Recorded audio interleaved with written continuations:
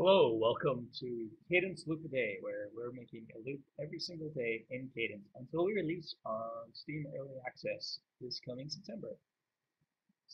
I took a bit of a break this weekend. I was a bit tired, was doing some other adventures as well, kayaking. It was actually a beautiful day here in Sweden. And what that allowed me to do was to take a break, get some new perspective, and when I came back to the game, I kind of had a new look at the visuals. We've been working on the visuals for a very long time. We've already polished them to quite a degree, but been getting feedback that from some people that they felt the visuals were just a little bit lacking, and I kind of agreed with them. So I spent some time revisiting that and sort of throwing out all the assumptions and seeing how we could change things. And I'm quite happy with the results. So immediately what you'll notice is that the environment is just a little bit richer, there's a bit more subtlety in it. You know, it's kind of one of those things you only really notice it when you're super close to the game, but in my mind is definitely better. It's just a little bit more refined. And you can see things like, the nodes, being working on the reflections on the nodes, and just trying to get the whole environment to hang together a little bit. What it also means is that, when it just feels a bit more in the tone and character of what we're trying to do. And it's a little bit more somber, a little bit more contemplative.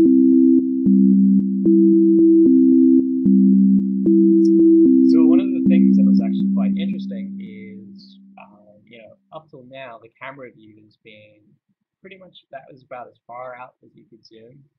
And that worked great, but it's interesting now, just by changing the distance to which you can zoom, it changes the perspective where now, these nodes are a bit smaller within this whole scene.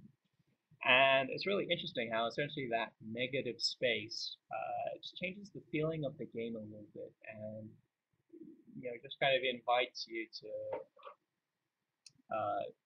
reflect on the scene a bit more and to listen to the sounds. And I really like that effect that's coming through.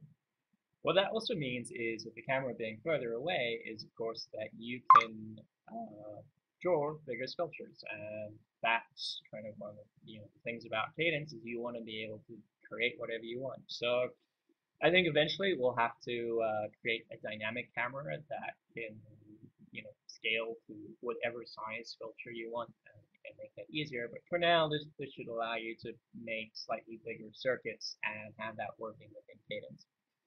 So today, because there's no new sound features, I'm just going to play with some of the existing tools and see what we can make for our loop today. Let's pick a random key, something like that maybe.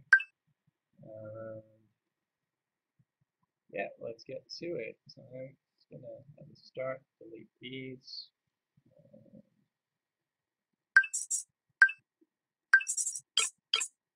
Sure this key's right. Let's get out E. So it's D flat. It says C sharp, but that's the same note actually.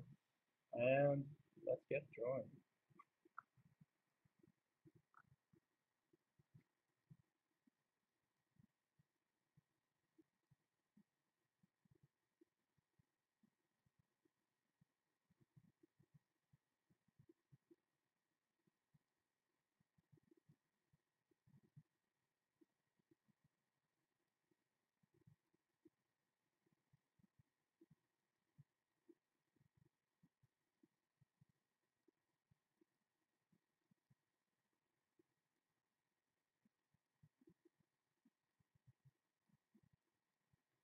So what I've just done here is I've sort of drawn out whole bars just by cutting it, and Cadence in the background is assigning notes to those each node randomly, and because they're all in the same scale, D flat major, it should hopefully sound good.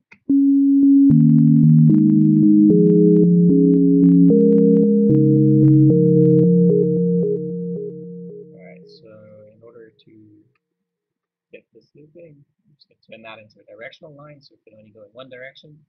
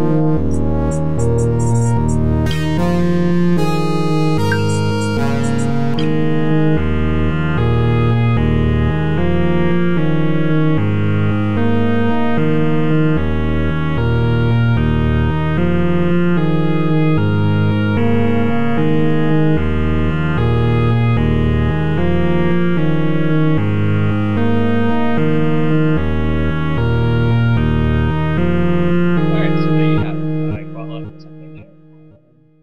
Yeah, you can see how easy that was. It was mostly just, counting out the number of beats, and there we go. You have a very interesting, confident verse for, a theoretical song. Hope you enjoyed. Join us again next time when we'll be creating another loop a day.